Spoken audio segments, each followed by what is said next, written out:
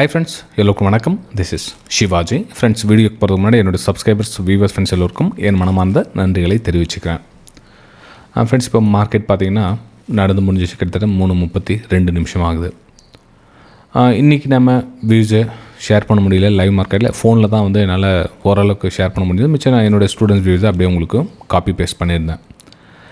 ஆக்சுவலாக இன்றைக்கி பார்த்திங்கன்னா இன்றைக்கி காலையிலே வந்து ஒரு எத்தனை மணிக்கு 9:32. ஸோ இது பார்த்திங்கன்னா சப்போர்ட் லெவல். இந்த சப்போர்ட் லெவல் பிரேக் டவுன் ஆகிடுச்சுன்னா கீழே டவுன் சைடுக்கான ஒரு வியூ பாருங்கள் அப்படின்னா வாய்ஸ் மெசேஜ் சென்ட் பண்ண முடியல.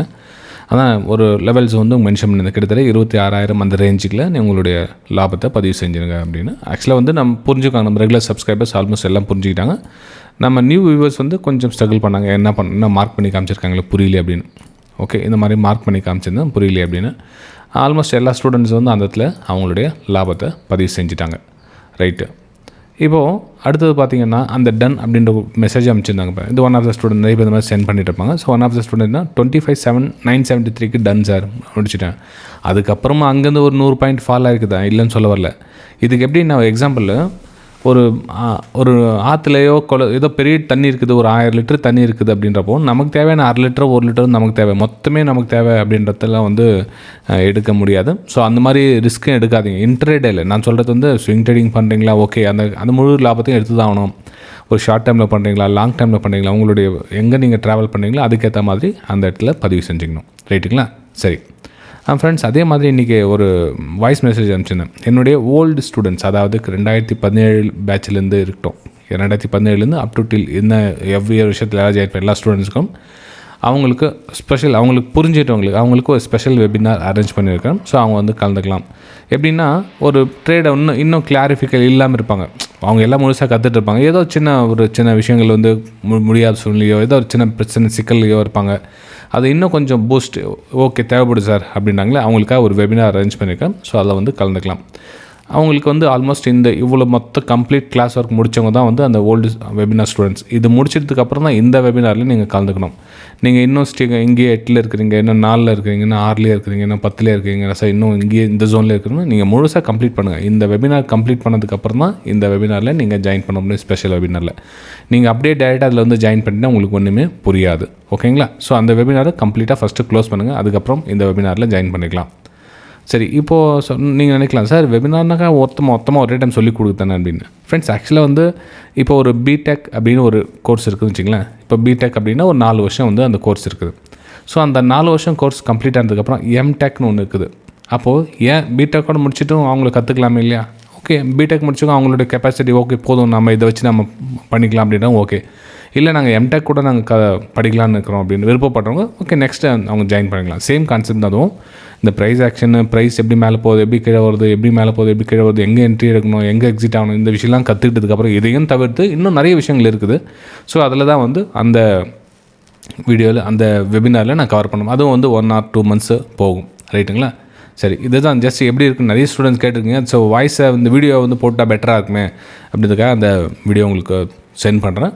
ஸோ இதில் புரிஞ்சுங்க, இந்த வீடியோவில் அதை சொல்லிடுறேன். ஜஸ்ட் 2 minutes டைம் எடுத்துகிட்டு ஓகே, இது முக்கியமான வீடியோ தான், ஒன்றும் டைம் வேஸ்ட் பண்ணல நான். சரி, இப்போது நெக்ஸ்ட்டு மார்க்கெட் எது வரல சார் போகும் அப்படின்னு நீங்கள் கேட்டிங்க அப்படின்னா, ஃப்ரெண்ட்ஸ், இங்கே அதாவது நம்ம மேலே ஒரு ப்ரெடிக்ஷன் பண்ணியிருந்தோம். அந்த 26,300 மேலே க்ளோஸ் வச்சுன்னா வந்து ஹையர் ஐ ஃபார்மேஷன் பண்ணி மேலே மூவ் ஆகும் அப்படின்னு எல்லாருடைய அசம்ஷனும் இருந்தது. மார்க்கெட்டும் ஸ்ட்ரக்சர் கரெக்டாக தான் மூவ் ஆகிட்டுருந்துச்சு. ஆனால் இந்த ஒரு மூவ் எப்படி இருக்குது அப்படின்னு பார்த்தீங்கன்னா, எவ்வளோ இங்கே பையர்ஸ் புஷ் பண்ணி கொண்டு போனாங்களோ சேம் அதே வந்து செல்லர்ஸ் வந்து டாமினேட் பண்ணிக்கிறாங்க. அப்போ என்ன ஒன்றா மார்க்கெட்டு ஸோ எங்கே இங்கே ஹையர் ப்ரைஸ் ஆக்ஷன் பண்ணி நிற்கிறதோ இங்கேயே வந்து ஸ்ட்ரகிள் ஆகிட்டு நிற்கிறாங்க. ஓகே, அப்போது ஃபைனல் சப்போர்ட் எங்கே அப்படின்னு பார்த்தீங்கன்னா இந்த 25,800 இந்த லெவல் இங்கெல்லாம் இருக்குது இல்லைங்களா, இதெல்லாம் வந்து சப்போர்ட் ஏரியா.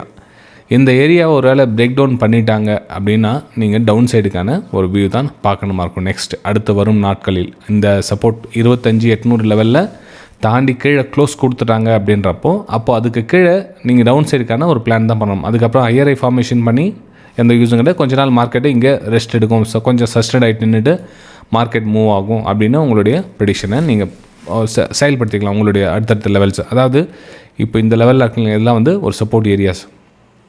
இந்த லெவலில் வந்து சப்போர்ட் ஏரியா, ஆனால் மார்க்கெட்டு ப்ரீவியஸ் சப்போர்ட்லாம் வந்து பண்ண இடம் இதெல்லாம். அப்போ மேபி இந்த இடத்துல ஒரு சப்போர்ட் ஏரியா கொஞ்சம் கன்சல்டேஷன் ஆகிட்டு மார்க்கெட்டு அதுக்கப்புறம் லைட்டாக கீழே மூமெண்டம் கொடுத்துட்டு சின்னதாக ஒரு கரெக்ஷன் வந்து அதுக்கப்புறம் மேலே போகும். கொஞ்சம் டைம் எடுத்துக்கும்.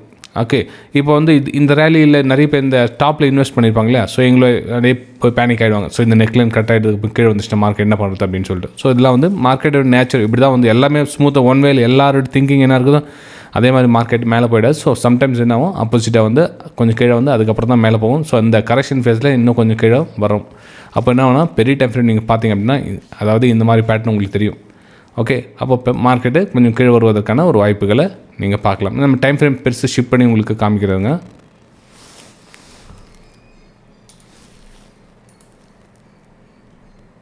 ஒரு 4 ஹவர்ஸ் போயிடலாம்.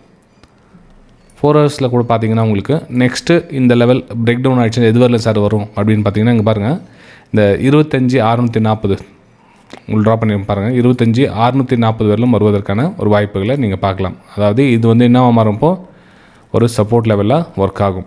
ஏன்னா ப்ரீவியஸ் ரெசிஸ்டன்ஸ் அது இப்போ பெரிய டைம் நான் சொல்கிறது பெரிய டைம் ஃப்ரேமில் அந்த லெவல் வருவதற்கான ஒரு வாய்ப்புகளை பார்க்கலாம். எப்போது இந்த சப்போர்ட்லாம் பிரேக் டவுன் ஆகிடுச்சு அப்படின்னா, அதாவது இந்த 25,800 அந்த லெவல் தாண்டி கீழே வர சொல்ல இங்கேருந்து ஒரு லோயில் ஃபார்மேஷன் பண்ணிங்கன்னா இங்கே டவுன் சைடுக்கான ஒரு பிளானை நீங்கள் பண்ணலாம். அதுக்கப்புறம் 200 EMA லைன் பார்த்தீங்கன்னா தெரியும், உங்கள் லைன் அங்கே வந்து சப்போர்ட் லெவலாக ஒர்க் ஆகும். ஓகே, சரி, நம்ம இன்ட்ராடேக்காக பார்த்துக்கலாம். ஓகே, நாளைக்கு என்ன சார் நடக்கும், இது ரொம்ப தூரம் கதை இது. நாளைக்கு என்ன நடக்கும் அப்படின்னு பார்த்தீங்கன்னா நாளைக்கு என்ன நடக்கும், ப்ரைஸு இங்கேருந்து இன்னும் டவுன் ட்ரெண்டில் தான் க்ளீனாக வருது. ஸோ இதில் எந்த ஒரு ஹையர் ஃபார்மேஷன் எதுவும் நடக்கலை. இந்த 200 EMA லைனு கட் ஆகிடுச்சு. ப்ளஸ் இன்றைக்கி சப்போர்ட் லெவலும் பிரேக் டவுன் ஆகிடுச்சு. இந்த லெவல் சப்போர்ட் டவுன் ஆனே உங்களுக்கு இங்கேயே நம்மளோட டார்கெட்டை புக் பண்ணிட்டோம். ஸோ நம்மளால் முடிஞ்சது இந்த பாயிண்ட்டை நம்மளால் கேட்ச் பண்ண முடியல. ஏன்னா ட்ராவல் பண்ண சொல்ல நம்ம ஃபுல்லாக வந்து எல்லாத்தையும் எதிர்பார்க்க முடியும், எல்லாத்தையும் நமக்கு மெரோன்னு. ஆக்சுவலி இங்கே வந்து ஒரு ஹையர் ஃபார்மேஷன் ரிவர்ஸ் பேட்டர்ன் வந்துச்சுன்னா கூட உங்களுக்கு ப்ரைஸ் திரும்பிட்டு இருக்கும். ஆனால் என்ன இந்த ட்ரம்ப் டேரிஃப் விஷயனால ஒரு பிக் கிராஷ். ஏன்னா கண்டினியூவாக இங்கிறது 25,350 வந்துட்டே இருக்குது ஃபால். ஓகே, ஸோ இந்த மூமெண்டம் இன்னும் கொஞ்சம் தொடர்கிறதுக்கான ஒரு வாய்ப்புகளை நம்ம பார்க்கலாம் வரும் நாட்களில்.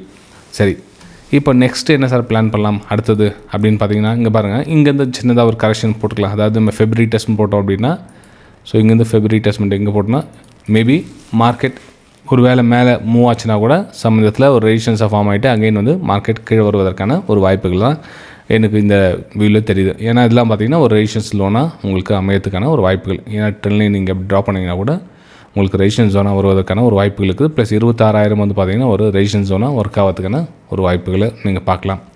அப்போ மார்க்கெட்டு இங்கே கூட ஒரு பிரேக் டவுன் ஆகிருக்கு பாருங்கள். ஸோ இந்த ஒரு ட்ராப் பேஸ் அந்த கான்செப்ட் தான் வந்து ப்ரைஸ் வருவதற்கான ஒரு வாய்ப்புகளை நீங்கள் பார்க்கலாம். அப்போ நாளைக்கு வந்து டவுன் சைடு தான் சார் அப்படின்னு பார்த்தீங்கன்னா எஸ், நாளைக்கு டவுன் சைடு தான். ஆனால் மார்க்கெட் ஒரு வேளை நாளைக்கு அகைன் இன்னொரு கேப் டவுன் ஆகிடுச்சுன்னா ஒன்றும் பண்ண முடியாது. ஏன்னா அந்த ஃபுல் டோட்டல் ப்ராஃபிட் அவங்க சாப்பிட்டதுக்கப்புறம் நமக்கு எதுவும் கிடையாது இடத்துல. அப்போ என்ன அவங்க கேப் டவுன் கொஞ்சம் மார்க்கெட் சைட்வேஸ் மாதிரி இந்த மாதிரி மூமெண்ட்டம் கொடுத்துச்சுன்னா ஒரு பேஸ் அமைக்கும். அகைன் இந்த பேஸ் அமைச்சிட்டு அந்த மாதிரி பேஸ் அமைச்சிட்டு கண்டினியூ மார்க்கெட் மூவ் ஆகிறதுக்கான சான்ஸ் இருக்குது. ஆனால் இப்போதைக்கு மார்க்கெட்டு ஒரு ஹையரை ஃபார்மேஷன் பண்ணி மேலே போகிறதுக்கான சான்சஸ் கொஞ்சம் கம்மி தான். ஏன்னா இங்கே ஸ்ட்ராங்காக ரெசிஸ்டன்ஸ் இருக்குது. இந்த ரெசிஸ்டன்ஸை உடைச்சிட்டு மேலே போனால் தான் மேலே போகுமே தவிர அதுக்கப்புறம் மேலே போகிறதுக்கான வாய்ப்புகள் கொஞ்சம் கம்மி தான். ஏன்னா இப்போ 26,000 வந்து ஒரு ஸ்ட்ராங் ரெசிஸ்டன்ஸாக ஃபார்ம் ஆகிடுச்சு. ஏன்னா இந்த 26,000 வந்து அவ்வளோ ஈஸியாக பிரேக் பண்ணியிருக்கக்கூடாது. ஆனால் கிராஷ் ஆனதுனால இந்த 26,000 வந்து ஒரு ரெசிஸ்டன்ஸாக ஃபார்ம் ஆகும். ஓகே, சரி ஃப்ரெண்ட்ஸ், இது வந்து ஏல என்னோடய வியூஸை உங்களுக்கு நான் ஷேர் பண்ணிக்கிறேன். நெக்ஸ்ட் நம்ம பியில் பார்க்கலாம். பியில் என்ன சார் பிளான் பண்ணலாம் அப்படின்னு பார்த்தீங்கன்னா பியோட சப்போர்ட் லெவல் கூட உங்களுக்கு பிரேக் டவுன் ஆகிட்டுருக்கு. பியோட சப்போர்ட் லெவலில் பிரேக் டவுன் ஆகிட்டுருக்கு. ஸோ பிரேக் டவுன் ஆகிட்டு கூட உங்களுக்கு புல் பேக் வந்து கீழே வந்திருக்கு. அதாவது லோயில் ஃபார்மேஷன் பண்ண ஸ்டார்ட் ஆகிட்டுருக்கு மார்க்கெட். அப்போது நெக்ஸ்ட் என்ன சார் பிளான் பண்ணலாம் அப்படின்னு பார்த்தீங்கன்னா பியில் கூட கொஞ்சம் நெக்ஸ்ட்டு 59,400 to 500 இந்த ஏரியா வருவதற்கான ஒரு சான்சஸ் இருக்குது. ஸோ இதை வந்து நம்ம என்ன பண்ணலாம்னா ஒரு பிரேக் டவுனுக்கான ஒரு வாய்ப்புகளாக யூஸ் பண்ணிக்கலாம். பிரேக் டவுனுக்கான வாய்ப்புகளான ப்ரைஸிங் சஸ்டெயின் ஆகிடுச்சுன்னா அகைன் ஒரு பிரேக் டவுனுக்கான வாய்ப்புகள் இப்படி தான் நம்ம யூஸ் பண்ண முடியும். ஓகே, நேற்று கூட நம்ம க்ரூட் ஆயில் ஒரு வியூஸ் வந்து ஷேர் பண்ணியிருந்தேன். அதாவது மார்க்கெட் வந்து இந்த மாதிரி ஒரு டவுன் சைடுக்கான பிளான் பண்ணால் பெட்டராக இருக்கும் அப்படின்னு சொல்லிட்டு இது பார்த்திங்க அப்படின்னா இந்த லெவலில் வந்து மென்ஷன் பண்ணியிருந்தேன். பிரேக் டவுன் ஆகிடுச்சு. பிரேக் டவுன் ஆகிட்டு கொஞ்சம் டார்கெட் எடுத்து கிட்டத்தட்ட 11 மணி ஆகிடுச்சு நைட்டு. ஓகே, ஆனால் நம்ம இவ்வளோ பெரிய டார்கெட் வச்சுருப்போமா? இல்லை, நமக்கு தேவையான ப்ராஃபிட் என்னவோ அந்த தூரத்தை நம்ம எக்ஸிடேஷன் பண்ணி வெளியே வந்தோம். ஸோ நமக்கு இந்த டிஸ்டன்ஸ் கிடச்சிதா, ஓகே, நம்ம அந்த இடத்துல எஸ்கேப் ஆகிடுவோம். ஓகே, அதே மாதிரி இதுக்கு முன்னாடி கூட இந்த இடத்துல ஒரு லோ ஃபார்மேஷன் நீங்கள் ஒரு டவுன் சைடுக்கான பிளான் பண்ணுங்கள். ஆக்சுவலாக வந்து இந்த இடத்துல பிரேக் டவுன் ஆகிடுச்சு. இந்த மூமெண்ட்டை வந்து நம்ம இங்கே எதிர்பார்த்தது, ஆனால் இன்னும் கொஞ்சம் மேலே போய்ட்டு அங்கேருந்து பிரேக் டவுன் ஆகிருக்கு. It's okay. அப்போது இந்த இடத்துல நம்ம போதுமான ப்ராஃபிட் வரல. ஒன்று லிட்டில் பிட் 1:1.5 கிட்ட வந்துச்சு, அல்லது ரிவர்ஸில் எஸ்எல். ஆக இன்னொரு வாய்ப்பு இடத்துல பார்த்தீங்கன்னா இன்னொரு எஸ்எல். நிறைய பேர் என்னென்னா எஸ்எல்ஏ ஹிட் ஆகக்கூடாதுன்னு நினைக்கிறேன். அதான் பிரச்சனையே. நீங்கள் 10 ட்ரேட் எடுக்கிறீங்க அப்படின்னாலும் அந்த 10 ட்ரேட்டில் ஒரு 6 ட்ரேட் 7 ட்ரேட் சக்ஸஸ்ஃபுல்லான மிச்சம் 4 to 5 ட்ரேட் வந்து எஸ்எல் அடிக்க சொல்ல. நமக்கு எஸ்எல் அடித்தாலும் நமக்கு ப்ராஃபிட்டபிலிட்டி 1:2 அதுக்காக சொல்ல. 1:2க்கு மேலே 1:3 1:4 எவ்வளோன்னு வைங்க. ஆனால் 1:1லாம் வேலைக்கே ஆகாது. ஏன்னா டேக்ஸஸ் ப்ரோக்கரேஜ்லாம் போயிடும். ரைட்டுங்களா? ஸோ அதுதான் உங்களுக்கு எஸ்எல் கட் பண்ணுங்கன்னு சொல்லி. ஏன்னா 1:2 வரல. அப்போ நம்ம என்ன பண்ணோம், எஸ்எல் கட் பண்ணி ஆகணும். ஸோ இங்கேயும் 1:2 வரல, எஸ்எல் கட் பண்ணி ஆகணும். ஆனால் இதில் 1:1.5 இருந்துச்சு புக் பண்ணிட்டு இருந்தோம் அப்படின்னா அது வந்து பெரியசாக நமக்கு ப்ராஃபிட்டை கொடுத்துருக்காது. ரைட்டுங்களா? சரி ஃப்ரெண்ட்ஸ், நெக்ஸ்ட் நம்ம அப்போ பார்த்துருந்தோம் இல்லையா, நம்ம சென்செக்ஸும் பார்த்துலாம். சாரி, ஓகே, பியோடைய லெவலையும் பார்த்தாச்சு. நம்ம நெக்ஸ்ட் நம்ம எஸ்ஸையும் பார்த்துடலாம். எஸ் என்ன சார் பிளான் பண்ணியிருக்கலாம். ஆல்ரெடி பிரேக் டவுன் ஆகிருக்குதும். இந்த இதில் பிரேக் டவுன் ஆகிருக்கு. பிரேக் டவுன் ஆகிட்டு மார்க்கெட் நல்லா ஃபுல்லாக மூமெண்ட் அப் கொடுத்துச்சு.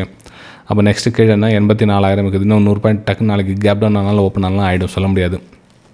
ஓகே, ஸோ மார்க்கெட் இதில் நம்ம என்ன சார் பிளான் பண்ணலாமா, இதுலேயும் கூட ஒரு சின்னதாக ஒரு பேஸ் அமைச்சு ஒரு பிரேக் டவுனுக்கான ஒரு வாய்ப்புகளை பார்த்தா பெட்டராக இருக்கும். இதில் கூட ஹையர் ஃபார்மேஷன் எதுவும் கிடையாது. தயவு செஞ்சு இந்த சியில் ஹோல்ட் பண்ணியிருக்கிறேன் இப்போ என்ன சார் பண்ணலாம் அப்படின்ற மாதிரிலாம் எதுவும் நீங்கள் பிளான் பண்ணிக்காதீங்க. ஏன்னா இந்த லாஸ்ட்டு இந்த புட்டில் ஹோல்ட் பண்ணியிருந்தேன் சொல்லியிருப்பாங்க ஒரு சிலர். இப்போ பார்த்தீங்களா மார்க்கெட் கிராஷ் ஆச்சு, நான் வந்து ஹோல்ட் பண்ணியிருந்தேன், எனக்கு அவ்வளோ லாபம் வந்திருக்குமே இவ்வளோ லாபம் வந்திருக்குமேனு. நான் உங்களுக்கு என்ன சொன்னேன், மார்க்கெட்டு இப்போ மேலே போகுது என்ட்ரி எடுத்தீங்க. ஸோ இப்போ மேலே போல் மார்க்கெட் கீழே வந்துடுச்சு.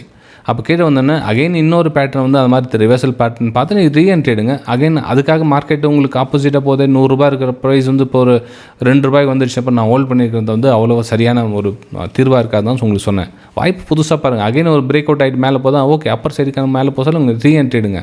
ஆனால் நமக்கு ரிவர்ஸ் ஆப்போசிட் போசாலும் கட் பண்ணுங்கள், ஸ்டாப் லாஸ் கொடுங்கன்னு சொன்னது தவிர ஹோல்ட் பண்ணினே இருக்காதுங்க. நெக்ஸ்ட் வீக் அடுத்த வாரம் எங்கேயே இருக்குது, நம்ம இப்போயோ ஹோல்ட் பண்ணியிருக்கிறது வந்து அவ்வளோ சரியான விஷயமா தெரியாது.